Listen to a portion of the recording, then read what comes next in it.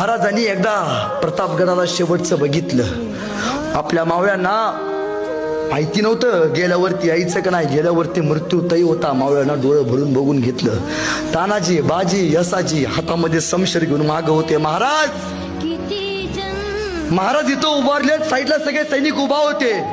पण सैनिकांच्या डोळ्यात जसा जसा महाराजांचा एक एक पाऊल शामिण्याकडे जात होता, सैनिकांच्या डोळ्यात पाणी येत होतं. का? काही झालं तरी चालेल, लाख मेले तरी चालतील, पण लाखाचा पोशिंद्याला काय नाही झालं पाहिजे. महाराजांचा एक पाऊल शामिण्याच्या आत टाकला. महाराज शामिण्याच्या आत गेले. मावळ्यांना महाराज दिसायचे बंद झाले. सर्र करला, तानाजींच्या डोळ्यात पाणी आलं. राजा आत गेल्यात, काही होते, जीवाचं रान करू, पण महाराजांच्या अंगाला हात नाही लावू देणार. प्रत्येकाने शपथ घेतली. मावळ्यांचा एक नियम आहे, आम्ही चुकून मुंगीच्याही वाट्याला जात नाही, पण यदा कदाचित आमच्या वाट्यावर कोणी आलं तर आम्ही त्याच्या वाट्यावर जाऊन त्याची वाट लावल्याशिवाय आम्ही आमच्या वाटेवर परतत नाही. आमच्या मावळ्यांचा इतिहास आहे.